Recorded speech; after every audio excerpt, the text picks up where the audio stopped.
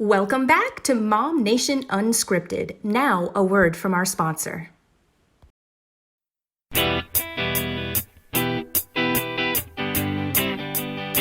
Hi, it's Marilyn and Bruce of Montage Duo.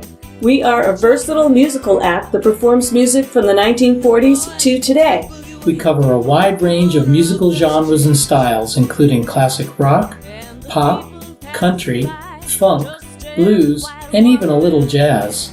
So, if you're looking for professional quality entertainment in the greater Phoenix area, either for an intimate acoustic setting or a rockin' full band sound, Montage Duo will please you and your guests, engaging them to join in the fun by providing an interactive entertainment experience. For more information, visit our Facebook page at Montage Duo.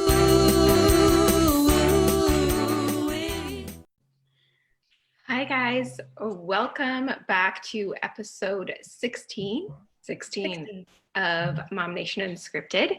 I'm Beth Griffith and we have Katie Lambert. So, hey Katie, how are you? Hey, I'm doing okay today. Yeah. How are you doing today?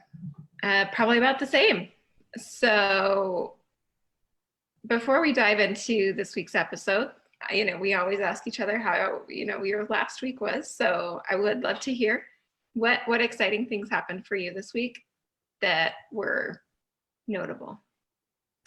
Well, we had an awfully interesting week.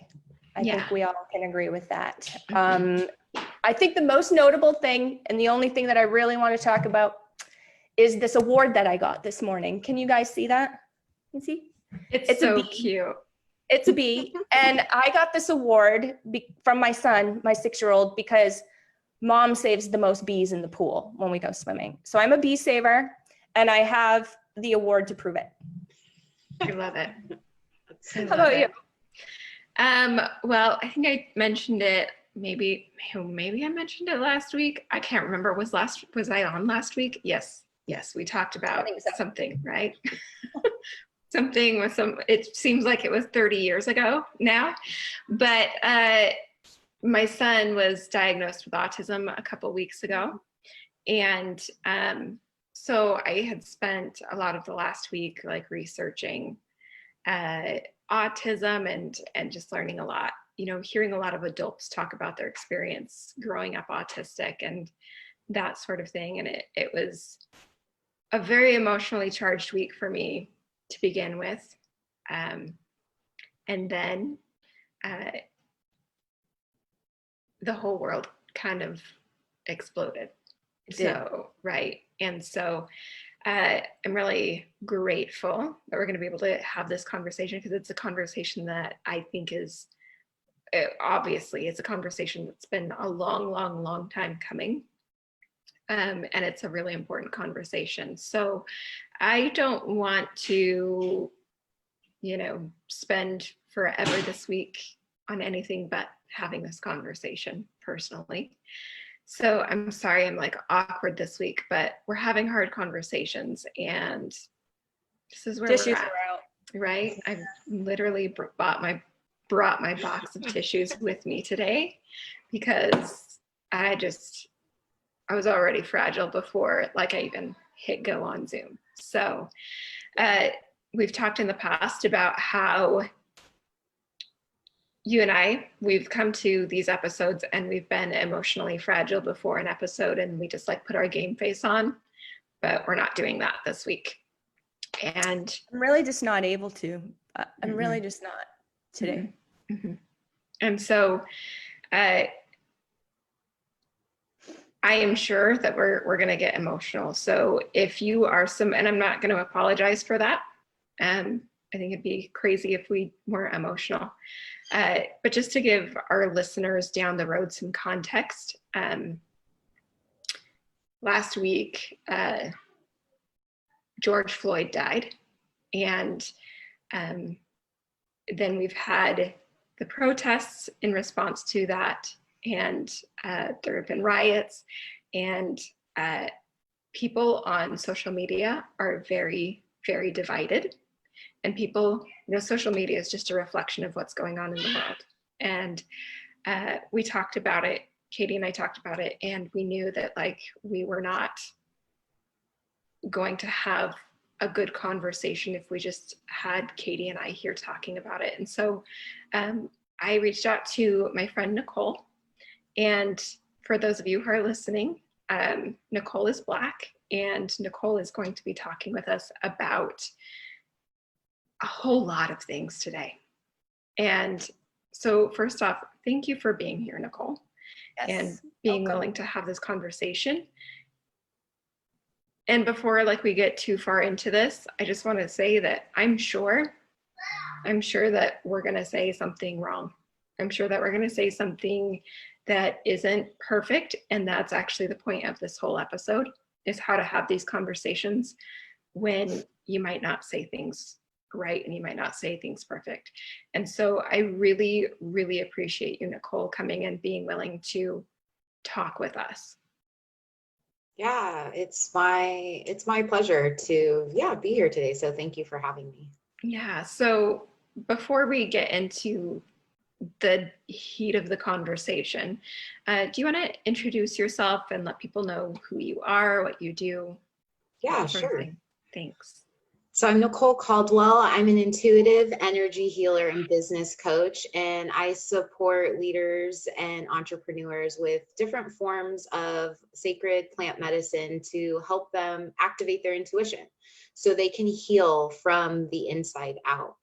And I was at Beth's, I was a featured speaker at Beth's event. I think that was last year, or it feels like last May. Yeah. Interesting. Yeah. It's just like a year ago. Yeah. And so we've known each other for a while, since our kids were little. And so I just feel like me coming here is just in alignment to share the work that I do, how the tools and things that I've learned that have supported me that can really help each of you just get through this, grow through this, not just get through this, but grow through this and see how there is opportunity in this dismantling, even in the chaos, even in the stress and the unknown, that this is an opportunity for us to really shift things and create what we truly desire.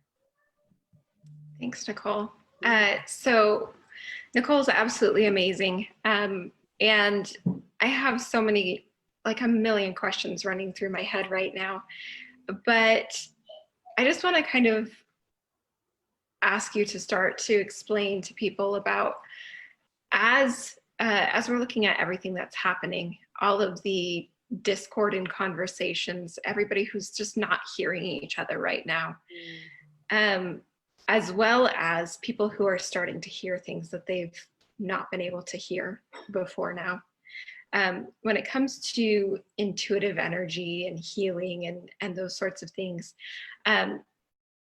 what is it that you see that is being healed right now? That's a great question. It really, for me, what I see and feel, it's what's been running as an undercurrent in our society for centuries that has never been addressed, that has continued to be perpetuated through conditioning, through belief systems, through a lot of people's lives. And it's coming to head now for us to acknowledge the pain that we've all been feeling on some level. What's going on now isn't just about one instance, about one circumstance, about one injustice, about, one person's life. This is about so many injustices throughout the history of society that haven't been looked at. And it's also about us being able to heal our own triggers, for us to take a look at our belief system. Why do I feel this way? Why is it that I'm triggered when this person says that? And to really take a look at how we are showing up in our lives, with our friends, our families, and in our communities, and to take a look at our patterns and really to take personal responsibility as well, and to then begin linking arms with other people and being a part of the change. Because it's one thing, right, to like talk about things in your own home. And I totally believe one person can make a difference, but it takes all of us banding together to make the biggest impact that we can make. And it's only going to happen if we are going within and looking at our triggers and how we're showing up ultimately.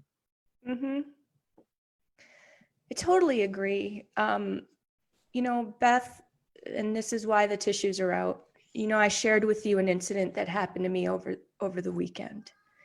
And I was sitting with a family member, and the conversation came up, as I'm sure is coming up in everybody's dinner table. And the way I see it is there was not even a difference of opinion, but there was an assumption that there was a difference of opinion. And this family member in my home yelled at me and labeled me as something I am not, because there must have been some sort of trigger there, and they just shut off and didn't listen.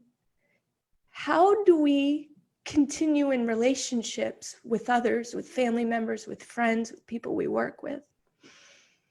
And how are we able to have these conversations where we can be vulnerable, where we can come, you know, from hopefully a place of love and just sharing, hey, this is my thoughts and my feelings, without triggering the other person, or I guess it's on them. Like, how do we listen to others and not feel triggered?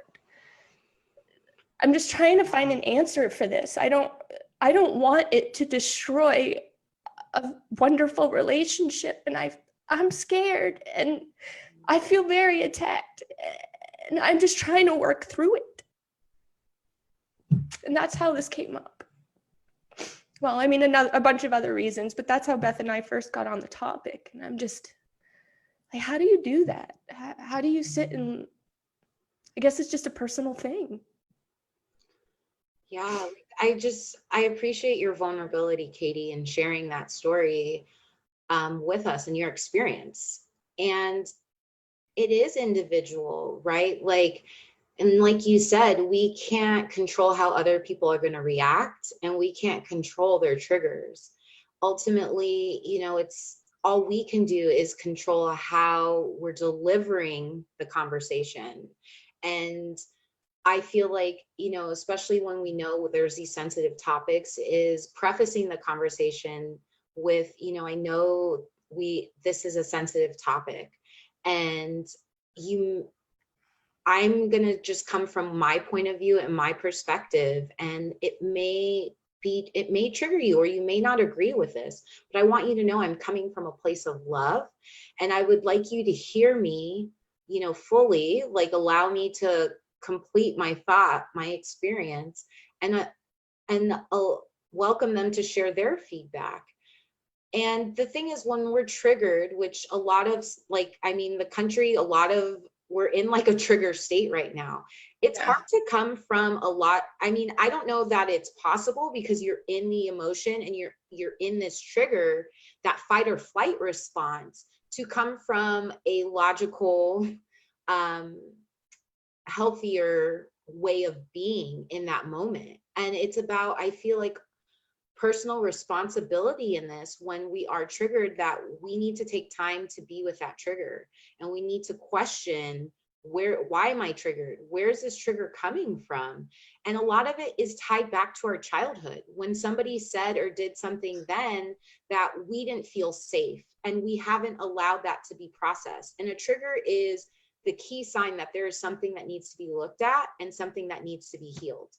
And a lot of times, like, if you haven't done the work of looking at your triggers and how to process them, you may not even know you're being triggered, and you don't have that awareness yet, and you don't know what you don't know. But that still doesn't mean that you're not responsible for how you show up, and it's not the other person's fault that you feel that way. And that's where, as an individual, if you're feeling triggered, you can let that person know, hey, you know, what you said, I feel triggered by that right now. And you guys could explore together why that's coming up for you and share your perspective. Like, I feel triggered because this is making me feel like you don't care, or this is making me, which no one can make you feel anything, but this Right. is how I feel about this. And voicing that instead of just going into that fight or fight place and just reacting instead of taking time to respond. And it's okay if you're in a conversation with someone to say, hey, you know what? I need a minute. I need to take some space right now because I feel triggered, or I feel so much coming up that I don't know how to respond to you in a respectful manner. And take that time and space for you to calm down and come back to a place where you can then respond with respect. You don't have to respond or react in the moment. And I think so many people maybe don't know that, or they forget that it's okay to not have conversations when you're heated, because that's just how they've operated their entire lives. They haven't been modeled that, or a lot of that. So that is, oh, go ahead. No, so some of what you said is also a part of the equation in my specific situation. I feel like it's important to work through triggers, work through, okay, we had this little incident, we need to talk about it. Like, you need to know more about me and I need to know more about you. And I feel like a lot of times in a lot of relationships, whether they be spouse and spouse, or whether they be parent and child, or whatever, there's the shutting down and the not communicating whatsoever. Right.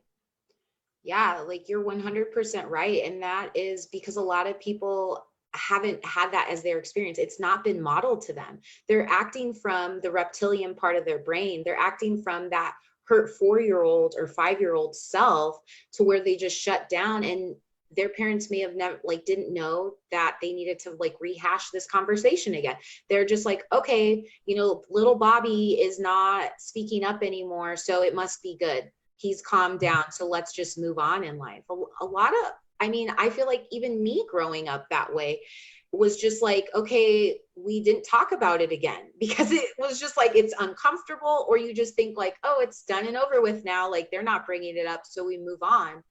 And so sometimes people aren't going to respond the way that you would like them to, and it's letting go of that attachment. But also, like, how can you maybe, like, if you're hearing this conversation, there's a reason why. It's like, you're the person that may have to be the one to bring it up again. And you may feel like, why do I have to do that? Like, I'm always the person that has to be the bigger person, or, like, and I've felt that same way too at times. And it's because that's your role here this lifetime. Like, you're the one that has the awareness. And so how can you support that person and model to them what hasn't been modeled to them? And if they're not willing to then have that conversation with you, you can't control that. Like, you did your part, you did what you could do.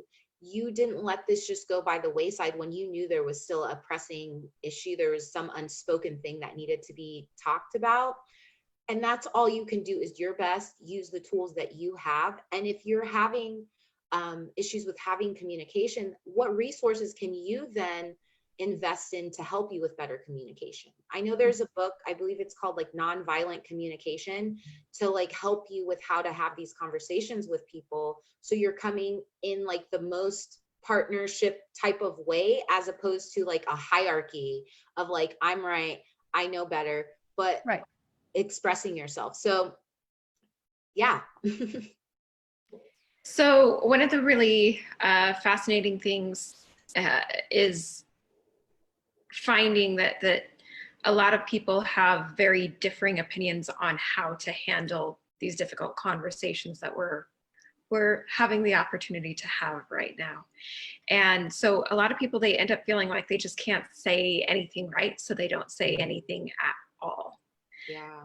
Tell me, like, what can people say to have difficult conversations, or when they don't know what to say in these moments?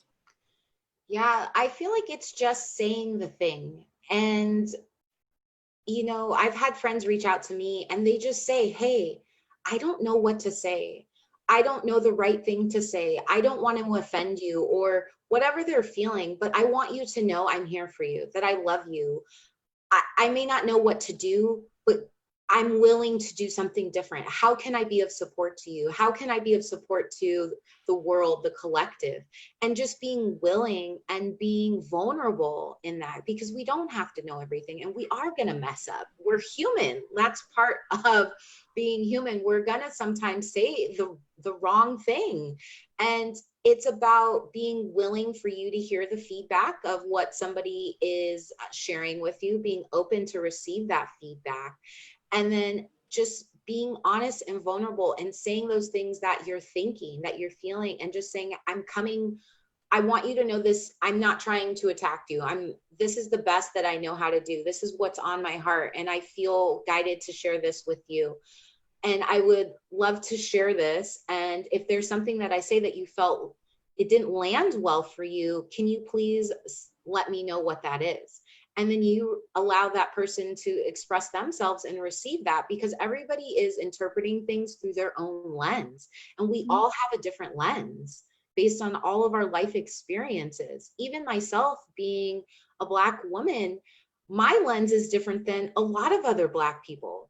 And so I know, like, the conversations I'm having are very different than a lot of people. I'm not saying their conversations are wrong, but the work that I've done, it's been a lot of inner work to be able to see the bigger picture of things, to see the energy of things, and to see where this is actually playing from. Is this coming from your elevated self, your highest self, or is this coming from a wound, or a childhood wound, or trauma, or a trigger?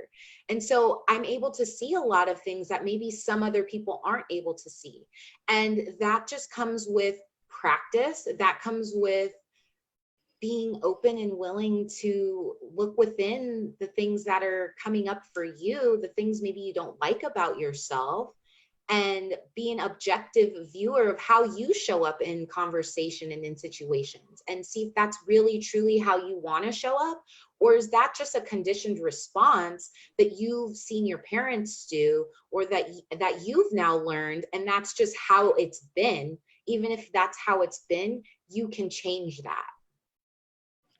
So, that was honestly when I wrote a post where I just said, guys, I don't know what to say. I know that I believe that what happened was wrong. But all I know is that I care, and that I love you, and that I really, that's all I want my Black friends to know. I love you guys. I'm here. And that, it was so hard, because I felt like I'm supposed to say X, Y, and Z. I'm supposed to say, I'm supposed to be showing up, and I'm supposed to be. And so what I ended up doing was I ended up just saying, okay, what's the honest truth? What do I honestly want to say here? And I feel that most of us, we have kind hearts, we have good intentions. And I think about the fact that I'm never going to understand what it's like to be Black and to deal with the trauma that happens when a police officer isn't good to you because you're Black. Whatever that ends up looking like, whether you're being pulled over or worse, I will never understand that. But there are things that I do understand. I do understand that I used to think that I understood what it was like to be sexually assaulted until it happened to me. And then I realized that the trauma of that was so much worse than anything I could have ever imagined. And that the years of trauma that follows it, they're so real.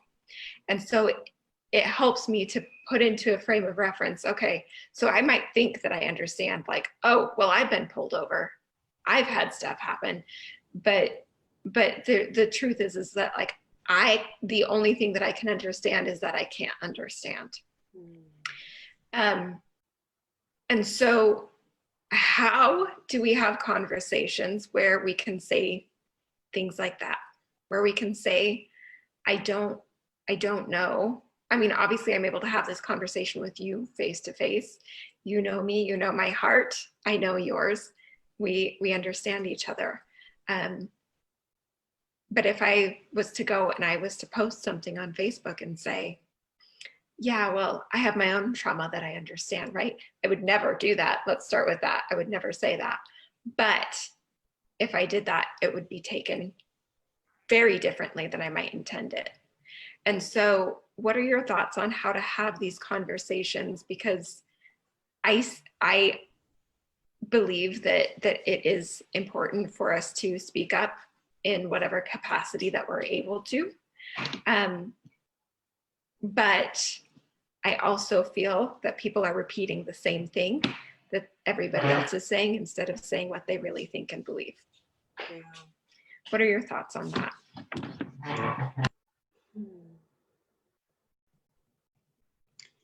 Yeah, that's a good question. And the thing with it is, it's just like with like the example you provided with sexual abuse, right? Like if that hasn't happened to you, you don't fully understand, right? And that's something that I've experienced, so I can understand the trauma that happens with that, right? And so it's almost like speaking on the things that we have experienced, that we do know, and not speaking, trying to compare, you know, apples to oranges, so to speak, right? Because I get like there may be well-intentioned behind sharing, like, well, I've experienced trauma too, yet this is in a different context, right? And so I feel like it's just knowing, like saying like, hey, this isn't okay. I don't stand for this. I stand for, you know, quality and for everyone being treated like equally and respectfully, and welcoming, like, how can I be a part of this change? And seeing what resonates with you based on like the different feedback you receive. And I feel like a lot of this is, it's allowing people to speak their truth right now and just letting people speak. You know, like if you have a partner, a great friendship, whatever it is, like when somebody's upset with you or they're feeling a lot of things, not even with you personally, it's just allowing them that space to be, to hold space without saying anything, without trying to fix anything, just so they know that you're there for them. A lot of times that's enough. Like people just need to process that stuff in that moment, because that's when they can come back to that place of groundedness and being in a state of then like, okay, how can we brainstorm of like what action to take next? Because when we're in these heightened emotional states, we're not in the rest and digest place in our bodies. And that's where we can make irrational decisions and choices. And, you know, my belief with all of this that's going on, yes, there is obviously something going on that isn't right, 100%. But also, there is something else going on when the media is just like parroting these things and putting it in our face over and over again. They have an agenda.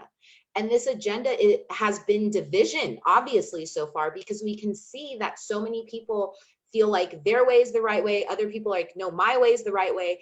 And they're not hearing each other. And that keeps us in a state of chaos, and that keeps us from resolution. And when people keep reading like all of the stuff that's happening, watching the videos and things like that, that is trauma to our nervous system. Like, no matter if you think I'm tough, I can watch this, it is affecting you on some level. And it's really being willing to like, how can we stop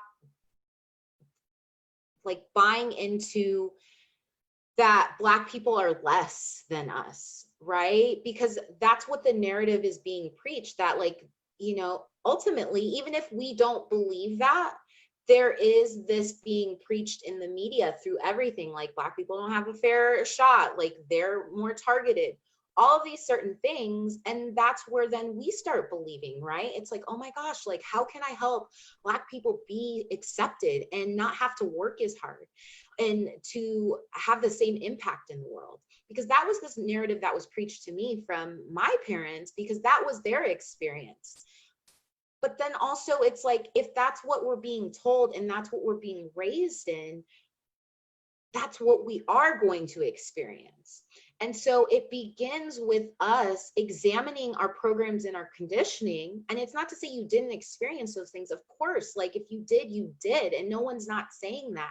But that's where we have to begin rewriting our scripts, our stories of what do we want to experience? What is the change we want to experience? And to begin to create that narrative and come together with that and begin teaching that to our children that are coming up, and not that, oh, well, you know, Black people don't have it as good as us. Black people are more of a target, you know, all these things, to where like now that's what they're being imprinted with. And that's how they're seeing the world through their lens, as Black people are disadvantaged. And I say this again, I'm not discrediting what, you know, people have experienced, because there's been times I've experienced some forms of racism.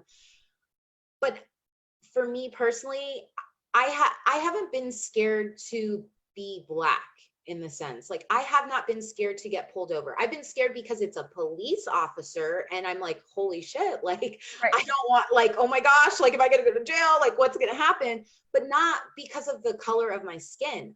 When I just remember like hearing that as a child, and I didn't want to believe what my mom was telling me, because some part of me didn't feel like that was right. And why did that have to be true for me? I hadn't experienced that. And I remember telling my mom that as a young child, and she was just like, well, you just don't get it. You don't understand. You'll just see. And it's just like, it doesn't have to continue that way. And I know, you know, me coming from this spirituality space, me coming from this like personal responsibility space of, I get how cycles continue, and people don't want to hear this, but the cycles continue with us, and the cycles continue with what we're then sharing with our families and what we're sharing with our friends. And so it's been interesting, because a part of me is like, I know this is happening, yet I can see why this is happening. And yes, there are powers that be that want to keep us divided, that are preaching this narrative to keep us separated and to keep Black people down, but we get to choose out of that. And people may say, that's privilege, yet that is what's gonna, like, that beginning to be open to that mindset and to see where our beliefs are coming from and take personal responsibility, that's where the change is going to happen. If we keep thinking everything is outside of us, that somebody else has to change, somebody else has to do something different for us, it's entitlement. And we are giving our power away to say that everyone needs to act this way and do these things for us. We need to do these things for ourselves. Like, it starts with us, about us reclaiming our power, and about us being willing to do the work and rewriting this narrative, and to no longer buy into the systematic stuff that is being like vomited all over us. Because if we technically look at what's going on in the world, Black people do have the same rights. There's not a law or something in place that says that we don't have the same rights. Like if people want to say it's the system, like if we look at that is technically the same, but our experiences are what is different. Our experiences are what is the differentiating factor and what's showing up. And why is it that some Black people are able to not be a part of that and others are? Yes, there's cultures, there's communities that is the cycle, that is the pattern, but it's because that's been the pattern and they have not been shown or taught anything else to break that pattern or cycle. They may not even know that can be stopped. They don't know that. You don't know what you don't know. I totally get that. But at the same time, all of this is calling us to take personal responsibility for where we've showed up in our lives and how we can begin, each of us as individuals can be part of that change. Yeah. So I like so much that you said. Me too. Right. One of the things that's been on my mind a lot, and it's one of those things that I've thought like, oh, I wish that I could and I keep saying I wish I could, which I can. I could go talk about these things. But when I think about the law of attraction, when I think about NLP, when I think about the science of beliefs, that sort of thing, one thing that is always taught is you need to focus on creating what you actually want instead of putting your focus on what you don't want. Right. And that is, so everybody talks about privilege, and I've seen people posting like, I'm disgusted by my privilege. I am sad that everybody doesn't have the same privilege that I have. I am sad that that's not the case. And I will fight for people to be able to have the same privilege that I have. I'm not disgusted by privilege, the privileges. If we dissect it and say, okay, it's my privilege that I can carry a weapon and then I don't get shot. Yep, that's actually something I want for everybody. It's my privilege that I can drive in any neighborhood and I don't get pulled over by police asking why I'm in that neighborhood. That's a privilege I want for everybody. It's my privilege that if I get arrested, my life isn't in danger. That's a privilege I want for everybody. So the thought that just keeps coming to my mind as somebody that has focused so much on neuroscience is, why are we demonizing having these rights that everybody should have instead of focusing on how do we create these rights across the board for everybody? And that's the thing that, like, I wish that people understood how much the words that they're using is creating the reality. It's creating the reality. It's so deep. And the thing is, it's like the people who, you know, I set the intention before when I woke up today and before I came on this podcast that, you know, the perfect people receive this message today. And it's not to say like you just ignore things, right? Because that's bypassing, right? Like I've done that in the past, like in my spirituality journey of just like, oh, what I focus on expands, so I'm not going to pay attention to that. Well, like that doesn't work either, right? And so this is deep, it's generational, it's been in the DNA. And that's why it's like the planet is literally calling for a new way of being. And that's why all of this stuff is coming up now. Mm-hmm. And I almost like what I've been seeing and noticing, like I do my best. I really don't go on social media very often. It's more like, hey, let me post and let me get off of here. Just being very sensitive and empathic and just being able to feel all of these things. But I almost feel like we're creating like this thing, like where now we're saying like white people aren't able to speak up what they want to speak because they don't get it. They need to just be quiet. Like I've seen like Black people like putting that kind of stuff. And it's just like, what? Like what? Now we're going to oppress them? Yeah, like, and that makes no sense to me. Like, what are we doing? Like that's this is not the what interesting thing though for me has been though that like for me it's not been Black people saying that, it's white people coming and telling me as a white person I can't talk. Interesting.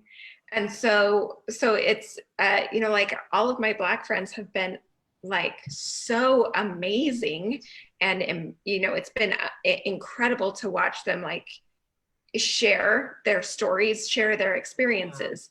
But most of the people that I have had those conversations where it's like I'm coming in to shut your voice down, it's primarily in my Facebook been white women. And that's so interesting. Like, it's almost like, I don't know the exact words to call it, but I know in the Black community, like the most racism I've received is probably from other Black people.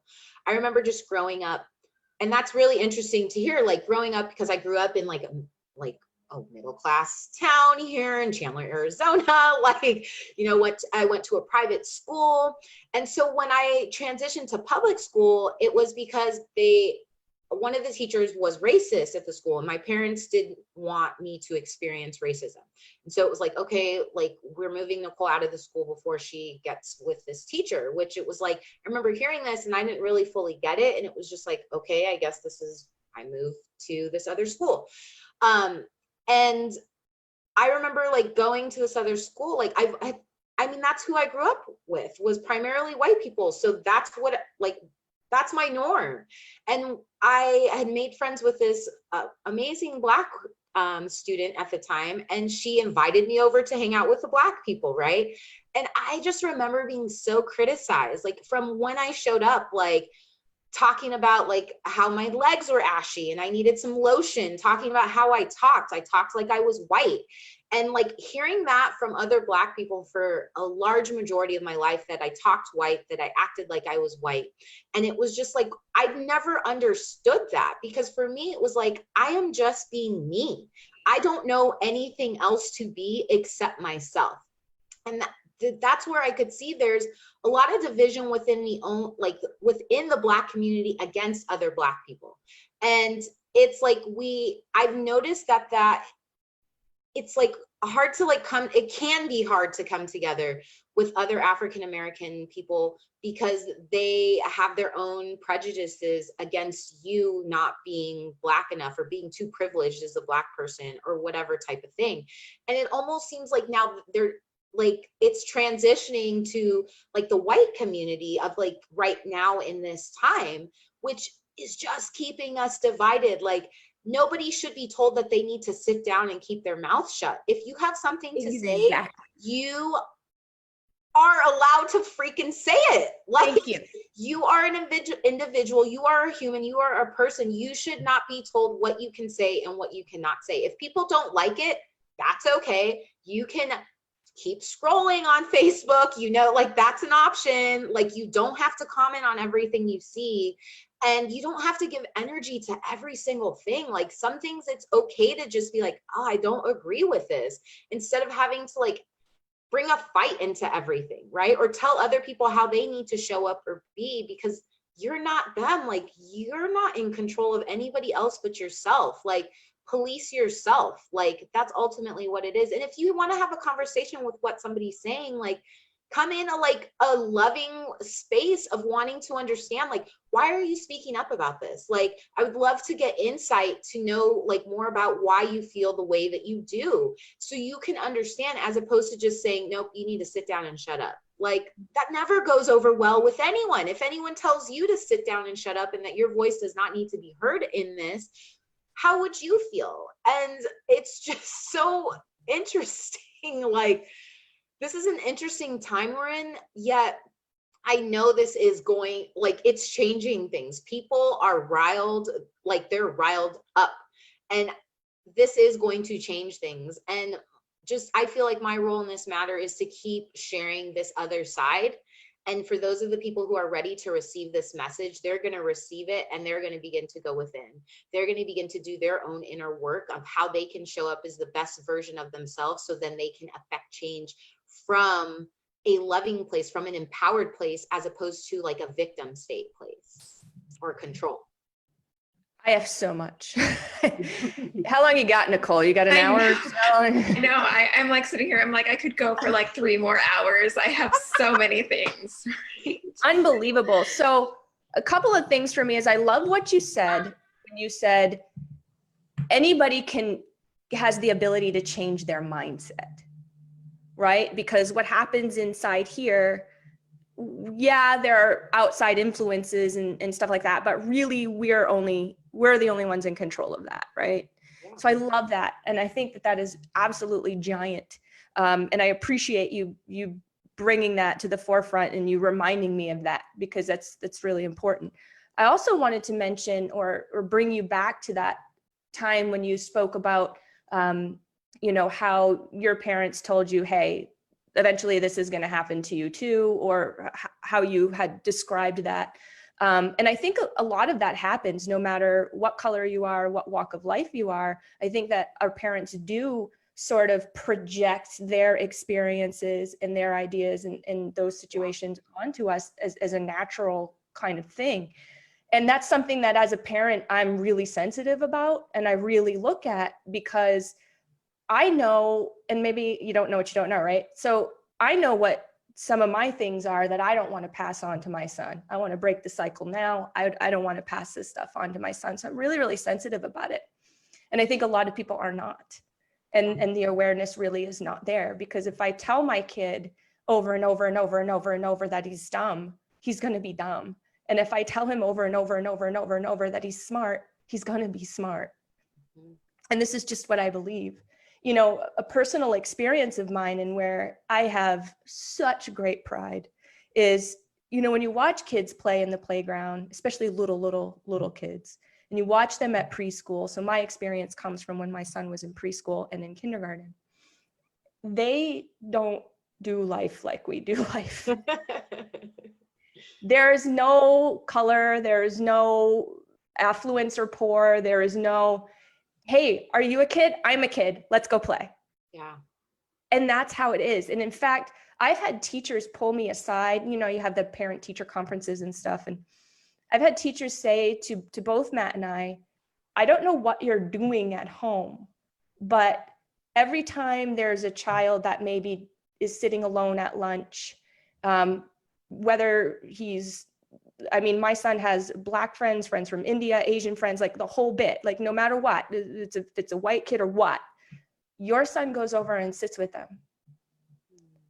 My son actually is so friendly and so caring and so passionate about others and their feelings. He sees none of that. And I think to myself, and I ask Matt, I'm like, well, what are we doing? I think it's what we're not doing. Really. I think it's what we're not doing. I think we're allowing him to, and just being like, yeah, cool, people are people, and teaching him to have his own, personal boundaries. Obviously, if somebody abuses you in some manner, then, that's a different story. But I think it's what we're not doing.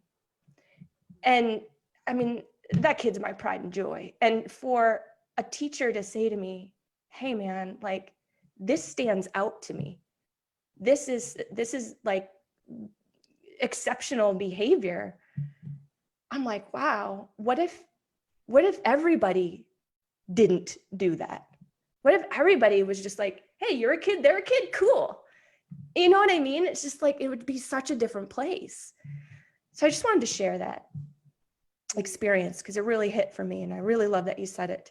And then my last thing, I know I'm kind of jumping around a little bit, but my last thing is, what kind of inner work would you suggest to somebody in my situation? I explained to you a little bit about what happened over the weekend, that wants to have an understanding with this other party, but let's just say that other party is not necessarily meeting at the table. Like, what kind of inner work could I do?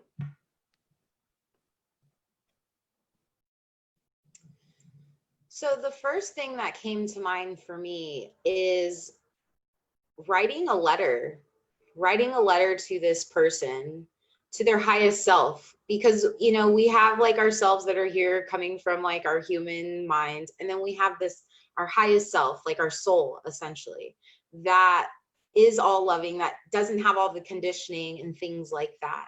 And I would say like to write a letter to that person with where you're coming from. And so you can process this, but their highest self, like their energy, because we're all made up of energy can never be destroyed. Like this person's going to receive that message, whether they consciously know it or not, they're going to receive it. And it's really powerful. Okay. I manifested a partner writing a letter to, I didn't even know who this person was going to be. And I wrote a letter, but that can really like help with softening things, but then also like checking in, like, how are you feeling about this? Like, why is it that I feel like this person really needs to understand that I'm this way?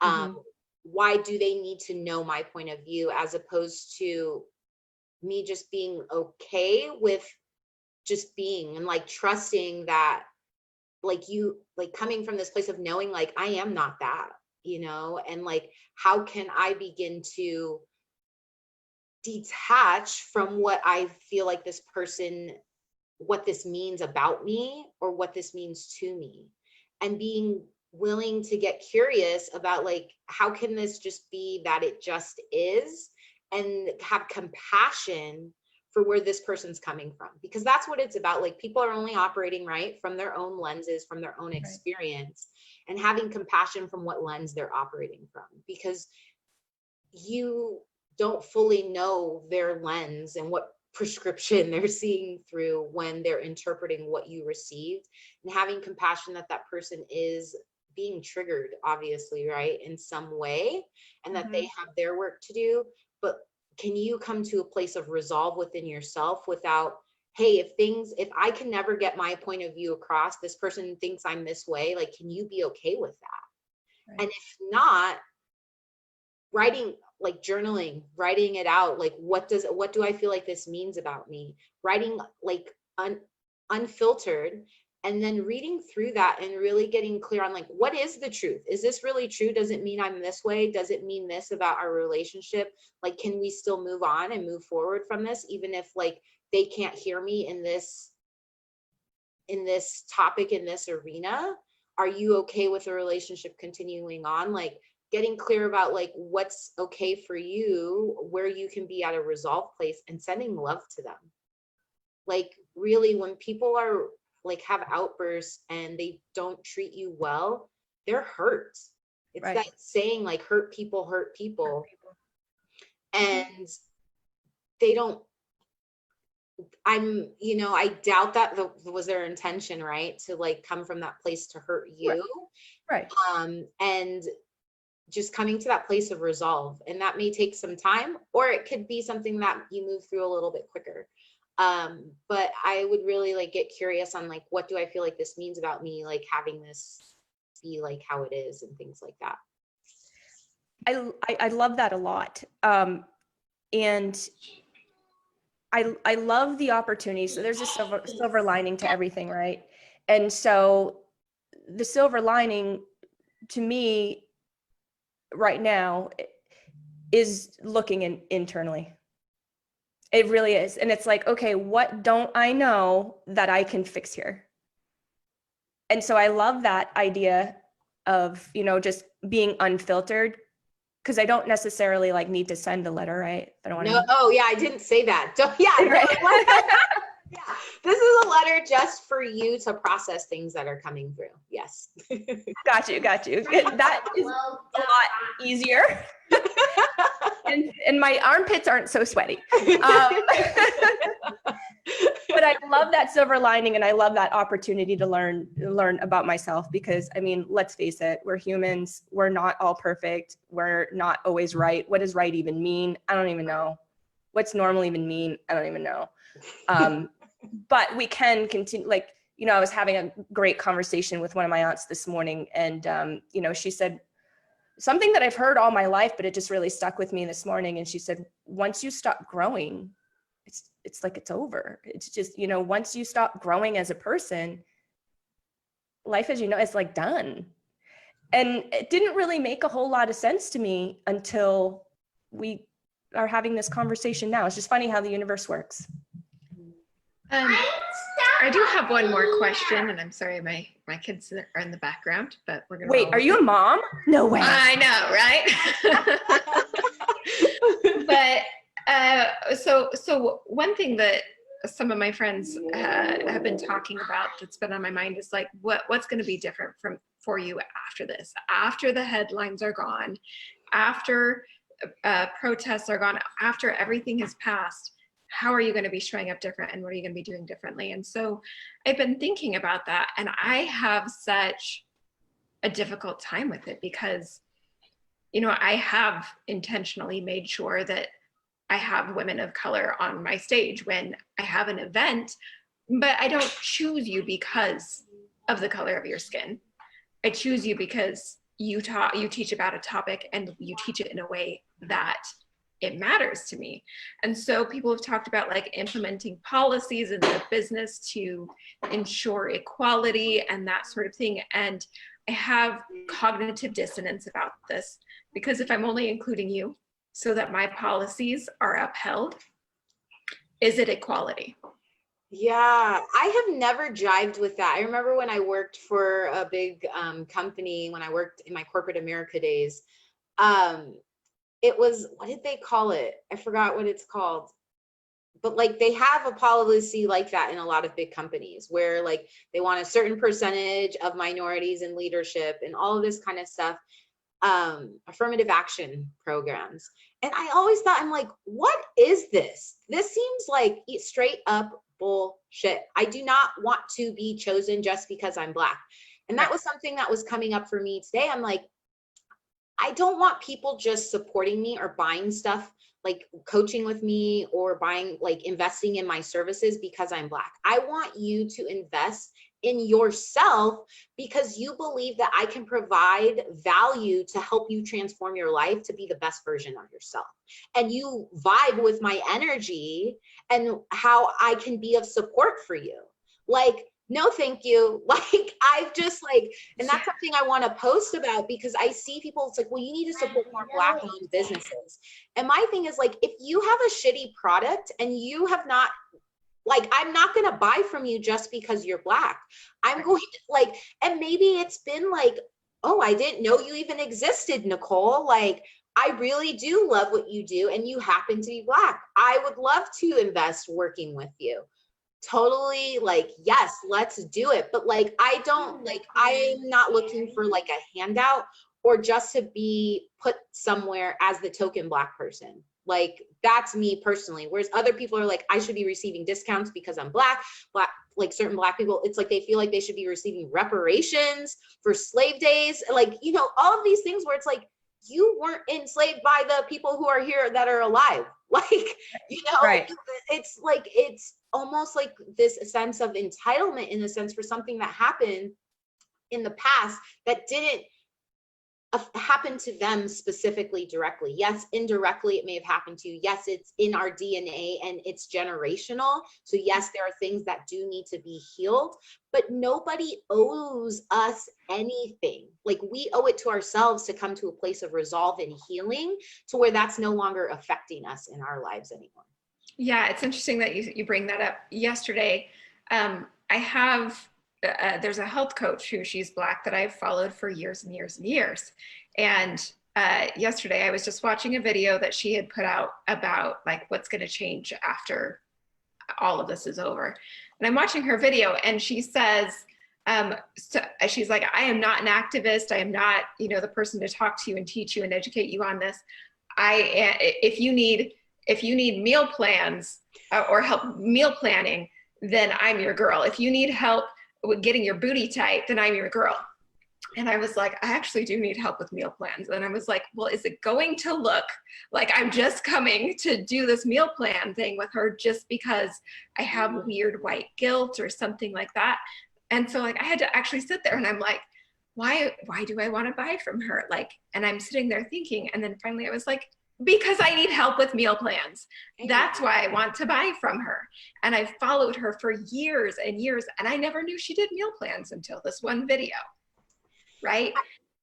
Yeah, I'm so glad that you're speaking to that because that's been coming up for me, right? Because it's like I am more visible right now, right? More people are listening to what I have to say. And so a part of me has been like, I don't want it to seem like I'm trying to capitalize on a tragedy because that's definitely not what I'm trying to do. Also, I'm like, if more people want to work with me and they happen to be white, that's great. Like, you know, like, cool. Like, and it's just like the fact that it's like, we're like, oh my gosh, am I just doing this now because of this person's race? I'm just like, there's something not right about that. Like, we should be, if we're being exposed to more people of color, that is so amazing. Take a look at their work. There may be something that they can actually help you with. And I love that we're having this conversation about race because I feel like, you know, just in the 1950s, we wouldn't have been having this open conversation, and that this is part of the healing. This is part of the work that needs to be done.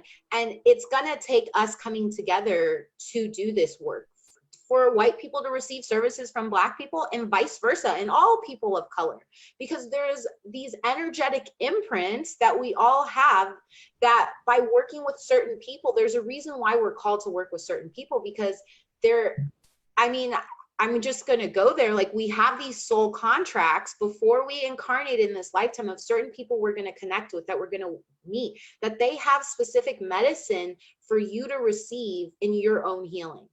And it's like, this obviously had to happen for us to be exposed to people that are here to help us with receiving that medicine to support our own healing.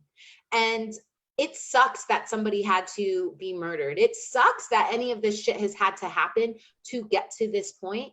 but I believe every single thing happens for a reason, because you can't believe some things happen for a reason and others don't. If you believe everything happens for a reason, then every single thing happens for a reason. And it's getting us to have these conversations. It's getting us to talk more openly about race, something that's been so taboo. And I feel like this is just going to lead to us opening up to talking about more things. Like sex is another thing that's so taboo to talk about. Yet that's where like our most powerful creative energy comes from. And so it's like just giving us the permission that we never needed to receive in the first place. But it's like now we have this permission slip to be able to share this information and have these conversations in an open, loving space. 100%. That's all I have to say about that. That was thorough and to the point and awesome. Thank you. Yeah, I'm just like at a loss for words in a great way. So Seriously, Nicholle, thank this you. has been, honestly, this has been an opportunity for me to heal. And I really appreciate what you've helped Beth and I with just in this last hour. And it's been an opportunity for me, you know, like I mentioned, to reflect on a lot of things that is probably time to reflect on. So I, from the bottom of my heart, really appreciate your time today. Thank you. My pleasure. Thank you so much for having me and being willing to have this conversation today. Absolutely. I hope we get to see you on the show again, because I love your attitude. I love your chemistry. I love where you come from. I know. Adore you. Right? You're We just do. amazing. Like when I saw you in May and Beth had told me, like, she goes up there, no script, no nothing. She just speaks because she's an intuitive coach and that's how she rolls. And I'm like, okay, I got to see this. And I was having a panic attack, guys. I had a panic attack because I was like, oh my gosh, I'm hosting my own event. Like 10 minutes into her talk, I'm like, your time's up. And then like somebody next to me was like, she has 45 more minutes, Beth. I'm like, oh, I can't tell time anymore. Like I am in that state of panic right here. So, and Nicholle just rolled with it. She was so good. the message that you delivered was so concise and so just so perfect. And I know that that's because that's what you do. And I know that that's because you 100%, and correct me if I'm wrong, you believe in the power of the universe and yourself. And that's what it delivered that day. And today it delivered the same. And I really thank you. Thank you for that. I appreciate that. I received that. All right, Beth. I just adore you. I'm so grateful that you're here And sharing. Wow. Thank you. My So- pleasure. Thank you. So what do we want people to do, Beth? We want you to go to your favorite podcasting platform of your choice. We prefer iTunes because it's best for us. And what we need you to do is we need you to rate, review, subscribe, and download these episodes. Please, please, please download. Even if you don't listen to all of them, download them all, because it helps our numbers so that we're able to reach more moms like you and move forward with our mission of MOMnation being a home for moms. So. And follow me if you're on yes. Facebook or Instagram. Thank you. Thank Nicholle you. Caldwell, and Nicholle spelled Nicholle. And you can find me on Facebook and on Instagram. So yeah. Yes. Yes. Awesome. And so if somebody wants to work with you, somebody has questions with you, if somebody wants to continue this conversation, they can just message you on either of those platforms. Yes, ma'am. Awesome. Awesome. I love it. Well, thank you, Nicholle. Thanks Thank for being you. here. Yeah, my pleasure. Have a great day. Bye, ladies.